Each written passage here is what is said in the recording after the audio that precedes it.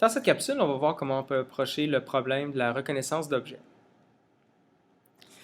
Alors, on a vu précédemment que, à partir d'une image, on pouvait extraire des caractéristiques appelées histogrammes de gradient, donc qui correspondent à calculer des champs de gradient, partitionner l'image en plusieurs segments, y extraire dans chacun des segments un histogramme des gradients qui s'y trouvent, et finalement convertir tout cet histogramme de gradient-là en un vecteur qu'on pourrait donner en entrée à un classifieur linéaire comme un perceptron, une régression logistique, ou même à un classifieur non linéaire comme un classifieur cas plus proche voisin ou un réseau de neurones.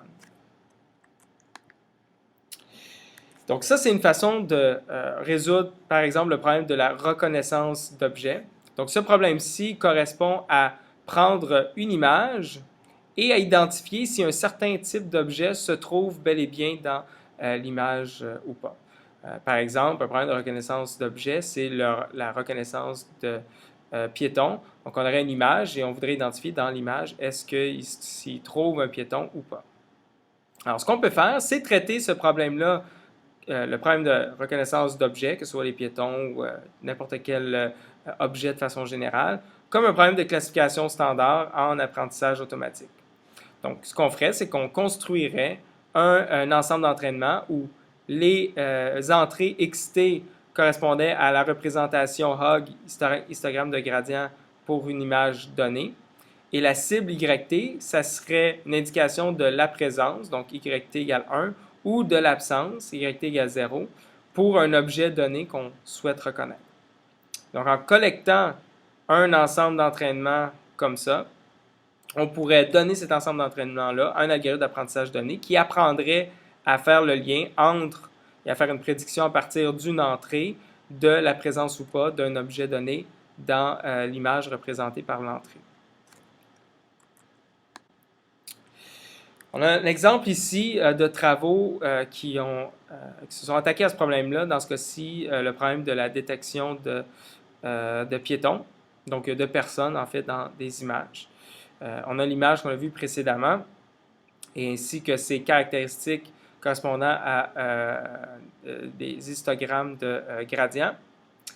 Et ce qui a été fait ici, c'est que plusieurs exemples comme ça, donc ça, ce serait un exemple où YT serait égal à 1, puisqu'il y a bel et bien un piéton, une personne dans l'image.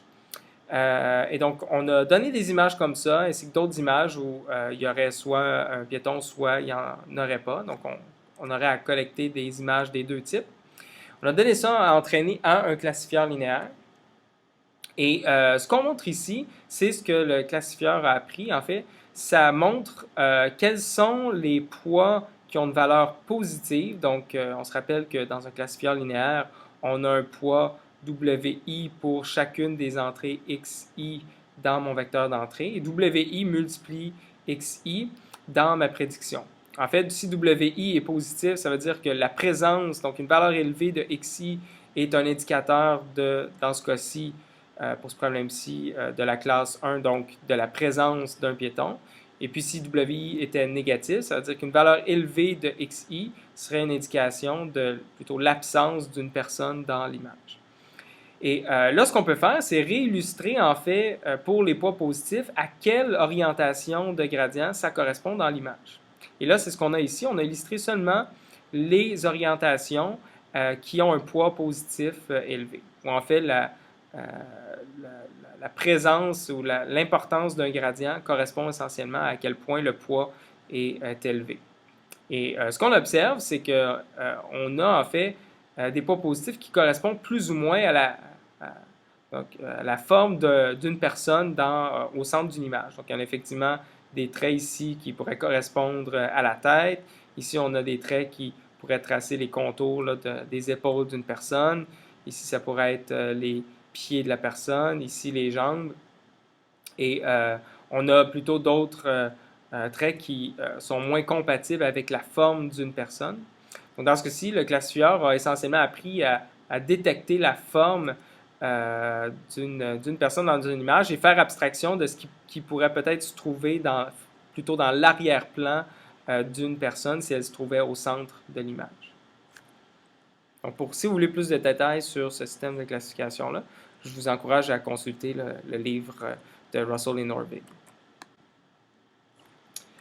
Mais maintenant, si on a un classifieur qui est capable de dire si un objet se trouve dans une image, mais que la façon qu'on a entraîné notre classifieur, c'est en donnant les images où l'objet se trouvait, s'il se trouvait dans les images, il se trouvait au centre de l'image, comment est-ce que maintenant on fait une détection d'un objet s'il pourrait se trouver n'importe où dans l'image?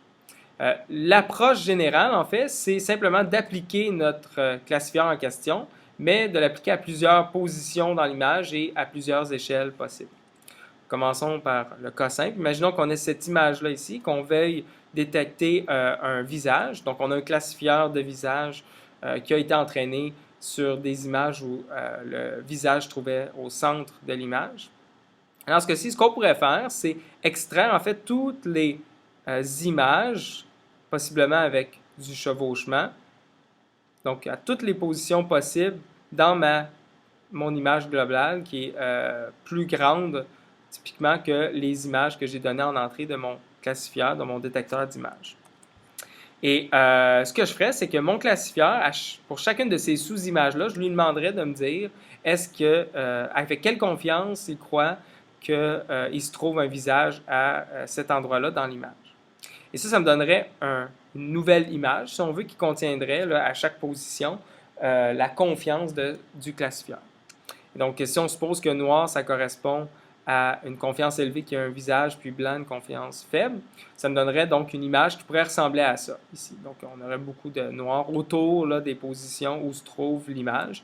Puis, le noir, la confiance, finalement, diminuerait au fur et à mesure qu'on s'éloignerait de chacun des images. Des visages, pardon.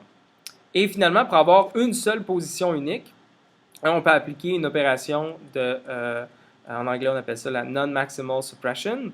Grosso modo, la façon que ça fonctionne, c'est de prendre chacune des réponses ici et de vérifier dans une fenêtre autour, est-ce que la réponse du centre est la réponse maximale dans la fenêtre. Si oui, je vais garder la valeur à une valeur de confiance élevée. Sinon, je vais faire une suppression finalement de la valeur vers une confiance nulle. Donc, dans ce cas-ci, parce que ce n'est pas la valeur plus élevée, la valeur plus élevée se trouve plutôt ici, la réponse, donc la position associée à cette fenêtre-là a maintenant une valeur de 0, donc une confiance nulle. Par contre, au centre où la confiance est la plus élevée, elle est effectivement la confiance la plus élevée dans une fenêtre autour, et là, on va garder une valeur là, positive là, de la confiance, de la réponse. Donc, on réussit finalement à enlever cette incertitude sur la position exacte du visage et obtenir vraiment des points plus précis où pourrait se trouver le visage. Maintenant, bon, pour une image donnée, en fait, il pourrait y avoir des images près de, c'est des photos par exemple, près de la caméra ou loin dans la caméra. Donc, comment est-ce qu'on est en mesure de détecter ces visages-là qui, s'ils pouvaient se trouver en arrière-plan, seraient probablement plus petits que les visages plus près de la caméra, donc plus gros dans l'image. Ce qu'on fait en pratique, c'est qu'en fait, on prend l'image en question, puis on va générer plusieurs versions de cette image-là, mais sur des échelles différentes. Et ensuite de ça, pour chacune des images, on va calculer ces réponses-là avec des fenêtres, mais qui vont être toujours de la même taille. Donc, les fenêtres extraites dans les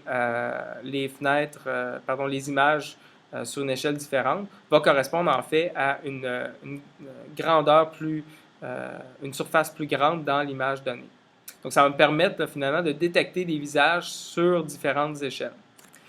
Et pour améliorer les détections, on peut faire d'autres choses. On peut essayer de corriger par rapport à l'illumination. Donc, même si les histogrammes de gradient sont assez robustes, parfois on peut faire des améliorations de ce point de vue-là. J'en parlerai pas ici, mais vous pouvez consulter la littérature pour en savoir plus.